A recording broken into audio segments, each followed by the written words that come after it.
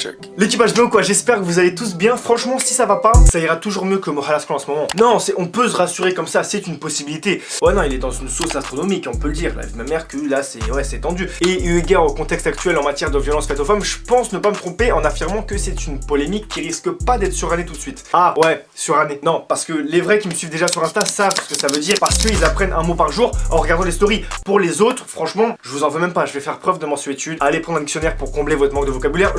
Personne peut vous en vouloir, on est tous passés par là. Je pose quand même mon Insta juste ici, on sait jamais. Un mot chaque soir en story. Bah, moi je mets ça là, y a pas de galère. Bref, vous l'aurez compris, aujourd'hui on va parler de la polémique autour de Moral Ascol. Et comme on fait jamais les choses comme les autres et que c'est inintéressant de parler juste des faits, on va aborder le thème d'un point de vue juridique. Bienvenue dans ce premier épisode d'analyse de droit. On est parti, général. Hell nah, I ain't sleep today, but I'ma be okay. Miss my family on the east, but fuck it, I can't leave LA. Avant toute chose, petite remise en contexte rapide. En gros, la polémique, elle a commencé lorsque, il y a 2 jours, une ex-petite amie de Moral Ascol, dénommée Romy, et qui apparaissait dans ses anciennes photos, donc sur le mur Instagram de Moral Ascol, a publié des stories en déclarant, je cite, vos rappeurs violents, qui font des sons de love et qui séquestrent des meufs, qui frappent leur go et qui après, oh ma Luna, on adore que ce genre de pourriture soit streamé à fond. Perso, j'ai rien eu de grave, mais ça aurait pu.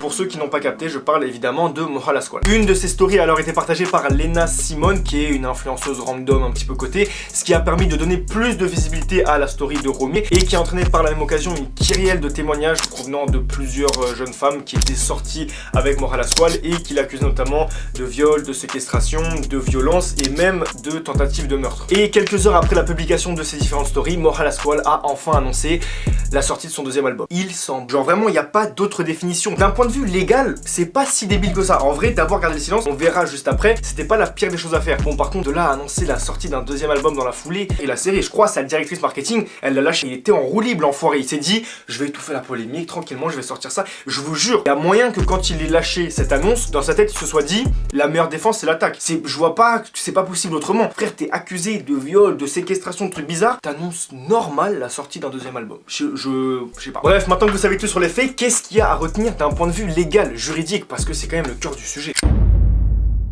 En toute honnêteté, j'écoute pas du tout Moral Ascol, en tout cas je l'écoute plus depuis un bon moment et je le soutiens pas particulièrement. Vraiment, j'en ai rien à foutre, j'ai aucune attache particulière pour ce rappeur, comme tous les autres rappeurs d'ailleurs. Mais maintenant qu'on a dit ça, il y a quand même un principe fondamental dans notre droit et dans la plupart des pays européens sur lequel on ne peut pas s'asseoir. Vous le connaissez sûrement déjà, la présomption d'innocence. Le principe selon lequel toute personne qui se voit reprocher une infraction est réputée innocente tant que sa culpabilité n'a pas été démontrée légalement. Article 11 de la Déclaration universelle des droits de l'homme de 1948, toute personne accusée d'un acte délictueux est présumée innocente jusqu'à ce que sa culpabilité ait légalement été établie au cours d'un procès public où toutes les garanties nécessaires à sa défense lui auront été accordées. Article 9 de la Déclaration des droits de l'homme et du citoyen de 1789, un principe qu'on retrouve aussi dans l'article 9-1 du Code civil et dans plein d'autres textes qu'il est inutile d'énumérer ici. Et concrètement, tous ces articles énoncent le fait que tant qu'aucun procès public n'est venu démontrer la culpabilité d'une personne à qui on reproche des faits, cette personne est présumée innocente. Donc cette personne est présumée n'avoir commis aucun des faits qu'on lui reproche. Donc concrètement, à l'heure où je tourne la vidéo, la présomption d'innocence fait que Moral Ascol est légalement présumé innocent. Et encore une fois, je défends pas du tout Moral Ascol, je vous jure que vraiment je m'en bats les couilles de sa vie.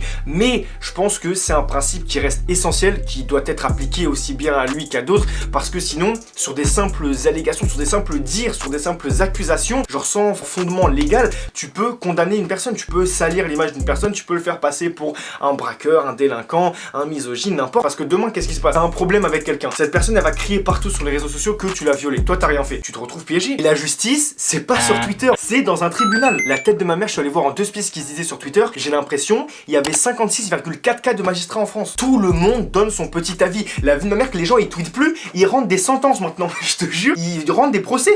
C'est devenu un tribunal. Hein? T'as dit quoi? Les greffiers, les jugements écrits, tout ça? Non, ça c'est à l'ancienne ça. Maintenant, c'est Maëva, 15 ans, et Mehdi, 22 ans, qui déclarent coupable et innocent en 280 caractères. Ah, comme ça au moins c'est rapide, hein. C'est direct. J'aime pas Moral Ascol, il est coupable, ou je kiffe de ouf ses sons, il a rien fait. C'est direct, y a pas de non, les juges, les avocats, non, ça c'est wesh. Quel juge, frère, c'est fini ça. C'est n'importe quoi. Mais revenons à nos moutons. Avec le principe de présomption d'innocence, justement, le code civil nous dit mot pour mot que lorsqu'une personne est présentée publiquement comme étant coupable de faits faisant l'objet d'une enquête ou d'une instruction judiciaire avant toute condamnation, le juge, le vrai, pas l'utilisateur de Twitter de 16 ans, non, le vrai juge, peut même en référé ordonner l'insertion d'une rectification ou la diffusion d'un communiqué aux fins de faire cesser l'atteinte à la présomption d'innocence aux frais de la personne physique ou morale responsable de l'atteinte à la présomption d'innocence. Et l'accusé déclaré innocent peut ensuite attaquer ces personnes-là en invoquant justement les diffamations. Concrètement, ça veut dire que si un média présente Moral Asqual comme coupable ou des personnes présentent Moral Asqual comme coupable, avant que la décision soit tombée, le juge peut ordonner à ces personnes de supprimer tout simplement leurs tweets et leurs trucs et éventuellement même, enfin je sais pas moi, si c'est des affiches dans la rue, de les faire retirer à leurs frais. Et après, Moral Asqual, s'il est déclaré innocent, il peut attaquer cette personne-là pour diffamation. C'est pour ça que les médias, un minimum sérieux, n'oublient jamais de mettre dans leur article à la fin que la présomption d'innocence étant active, la personne que l'on accuse est pour l'instant présumée innocente. Parallèlement à tout ça, évidemment concernant les preuves, tous les témoignages qui ont été donnés sur Twitter pourront faire office de preuve lors du procès final si les victimes confirment lors de l'audience ou par écrit que leur témoignage est bien véridique. Par contre, tous les screens de conversation, tout ça, parce que j'ai vu qu'il y avait des meufs qui avaient screen des conversations avec lui, etc. Ça non, ça c'est légalement parlant. Encore une fois, je défends pas Moral Asqual, mais ça c'est ce qu'on appelle des preuves illicites, des preuves irrecevables tout simplement, parce qu'elles vont à l'encontre du principe d'inviolabilité des correspondances et du droit au respect à la vie privée. En gros, quand c'est un procès qui engage des parties civiles, la preuve doit forcément être loyale. Elle peut pas être obtenue de manière frauduleuse, c'est-à-dire par exemple en enregistrant la personne à son insu, en la filmant à son insu. Tout ça, c'est pas possible parce qu'on part du principe que la preuve doit être loyale et donc forcément obtenue de manière licite et pas par des manœuvres ou des combines fallacieuses. Par exemple, typiquement pour les lettres ou les SMS, il faut le double consentement de l'expéditeur et du destinataire pour pouvoir produire les SMS ou les lettres en question devant la justice pour que le juge puisse avoir accès à ça. Mais si vous essayez de faire chanter la personne par SMS et ensuite de le montrer au juge, de montrer des screens ou alors même directement la conversation, non, ça sera pas pris en compte, le juge ne le prendra pas en compte. Par contre, c'est différent quand c'est la police qui a investi une enquête. Là, elle a le droit de te mettre sur écoute, elle a le droit de faire des perquises. On s'en fout, là, ce sera accepté parce que justement, c'est la police judiciaire, c'est des personnes dotées d'un pouvoir étatique, donc forcément, elles ont le droit. À partir de là, je vous laisse deviner si Moral Asqual va accepter qu'on diffuse au procès des screens de ses SMS où il s'excusait d'avoir étranglé sa copine. Frère, c'est à moi. Enfin, en vrai, il est con, hein, donc je n'exclus rien. Mais en vrai, il sera quand même entouré d'avocats. Au final, tous ces screens-là qui ont été publiés sur Twitter ne pourront pas servir lors du procès. Non, mais en vrai, de toute façon, je pense que la meilleure preuve qu'on puisse invoquer contre lui au procès, c'est clairement les 36 sons qu'il a dédiés à Luna. La vie de ma mère, que pour moi, ça, c'est une preuve de son instabilité psychologique. Je te jure, ça se voit, il était instable psychologiquement. Moi, mon raisonnement, c'est le suivant. J'ai fait une sorte de syllogisme en 6 parties. Petit 1, il s'est mis avec Luna avant le buzz. Ça se passait normalement, il y avait des hauts et des bas, mais globalement, c'est une relation normale. Petit 2, il commence à faire des sons sur sa vie, il sort de prison, tout ça, il raconte street, drogue, nanana. Normal, tu vois, il commence à faire de la musique. Petit 3, ça pète, il gère mal le succès, il se comporte grave mal avec Luna,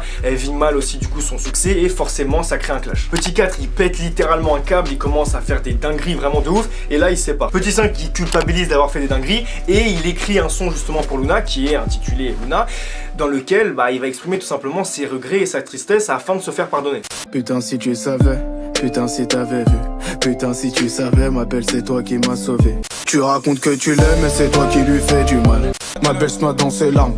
Et enfin, petit 6, il voit que le son marche plutôt bien, ça amplifie son succès, ça amplifie par la même occasion son mal-être, il fait des dingueries avec plein d'autres meufs, Luna veut plus se remettre avec lui, et voilà, là c'est le début des problèmes, là frère, il sert complètement. Et de surcroît, toutes ces absences dans le rap et sur les réseaux peuvent faire écho à des périodes où justement il était instable psychologiquement, et quand par hasard il revenait après à des moments totalement insoupçonnés, et il sortait un son love pour s'excuser du mal qu'il avait fait à telle ou telle meuf, en changeant à chaque fois le titre du son par le prénom d'une autre meuf. Pour finir du coup, concernant son silence, c'est ce que je vous disais tout à l'heure, moi je pense que d'un point de vue légal, c'est pas du tout stupide. Ça peut s'avérer plus dangereux pour sa carrière, mais d'un point de vue légal, c'est pas stupide du tout. Pourquoi? Parce que d'un point de vue légal, encore une fois, c'est pas aux mises en cause d'apporter les preuves de sa culpabilité ou son innocence. C'est aux parties adverses de démontrer ce qu'on reproche. Ça aussi, c'est une règle, c'est basique, frère. C'est comme si t'accuses ton voisin de quelque chose et c'est le voisin qui doit apporter les preuves que c'est faux. Ce serait trop. Ça veut dire chaque semaine tu peux l'attaquer, chaque semaine tu l'obliges à un truc. Non. Quand vous intentez un procès contre quelqu'un en lui reprochant tel ou tel fait, il faut que vous ameniez vous-même la preuve de ce que vous lui reprochez, parce que sinon ça marche plus.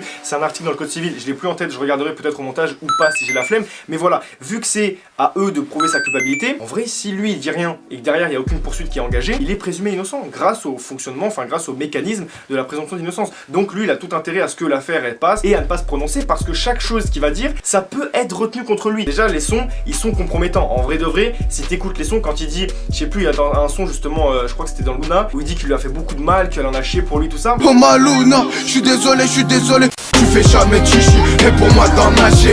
C'est toi que je veux, je sais que pour moi t'en nager, tu me l'as jamais rappelé. Oh ma Luna, je sais que moi t'as fait de la peine. ma Luna. Malgré tout ça, t'es encore là. En vrai de vrai, c'est pas des aveux, tu vois. Mais il l'a dit dans sa chanson, il peut dire que c'est pas de l'ego trip, qui raconte la vie de quelqu'un d'autre. Bref, en vrai, vu qu'il est pas très futé, voilà, garder le silence, c'est une stratégie comme une autre. Et je pense que pour lui, en tout cas, c'est ce qui lui convient le mieux. Grosse force aux victimes, vraiment, parce que ça doit pas être simple à gérer. Surtout que quand tu t'attaques à une personne qui est connue comme ça, forcément c'est plus compliqué parce que bah voilà, on va dire que tu veux gratter du buzz, tu veux faire ceci, cela. Du coup voilà, moi je suis pas là pour me prononcer en tant que juge, frère, c'est pas à moi de faire ça. Je suis pas magistrat, gros, c'est pas mon boulot, je suis personne pour juger. Moi je suis juste là, je vous relate les faits de la manière la plus neutre possible. Ouais l'équipe, là on est 2 jours après le tournage de la vidéo que vous étiez en train de voir et entre temps il y a des vidéos et des témoignages qui sont sortis en plus. Franchement mon avis sur la question il est tout tranché. Le but c'est pas de me prononcer encore, de dire non, bref je suis pas juge, encore une fois je l'ai dit, mais franchement après ce que je vais vous mettre là, sincèrement vous pourrez, enfin voilà, votre avis sera forcément d'un côté ou de l'autre, vous pouvez plus avoir de doute, tu vois. Bref, je vous mets les témoignages et les vidéos en question. Le but c'était vraiment de présenter la chose de la manière la plus neutre possible et à l'heure actuelle j'ai vraiment, depuis que j'ai vu ça, un avis tout tranché, mais le but c'est pas de dire, enfin on s'en fout de mon avis, tu vois, je suis qui, je suis pas juge, moi je vous mets juste les trucs, chacun peut se faire son avis et derrière de toute façon il y aura un procès, il y aura des trucs en bonne et due forme, on reviendra dessus, je ferai sans doute un épisode 2, bref je vous mets ça, voyez par vous-même.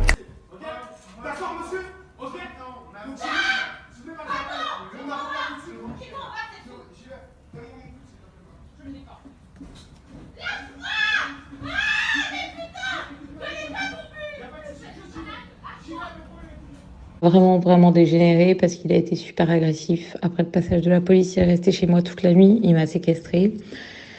Il a essayé de m'étrangler, de m'étouffer. Là, j'étais limite défigurée, je crachais du sang, je saignais du nez, je pouvais pas partir. Il lui a écrit un morceau qu'il a enregistré et qui n'est jamais sorti.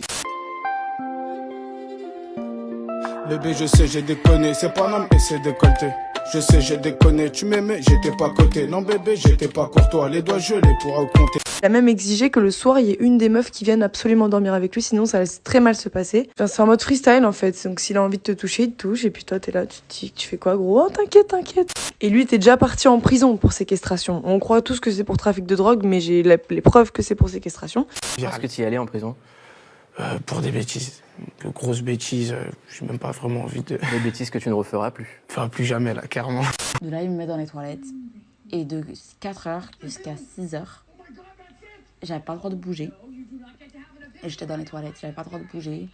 Et en même temps j'aborde le truc d'un point de vue juridique. Du coup voilà, j'espère vraiment que ce nouveau format et ce nouveau concept vous a plu. Si c'est le cas, likez la vidéo et calez-moi tous en commentaire le mot procès. Même si vous commentez pas d'habitude, mettez-moi le mot procès. Si ça vous a plu, mettez-moi juste le mot procès. J'ai envie de faire bugger l'algorithme. Je vous jure, je veux qu'il soit pas bien. Je veux qu'ils se disent, ouais je sais qui ce mec, il a que 6K d'abonnés, il y a 300 commentaires sur la vidéo. C'est bizarre un peu, on va le faire monter en tendance. Il mérite, j'aimerais que ça se passe comme ça. Après, je pense, tu vois, c'est plus compliqué. Mais surtout n'oubliez pas de prendre soin de vous et de charbonner à l'école. On s'attrape. Peace.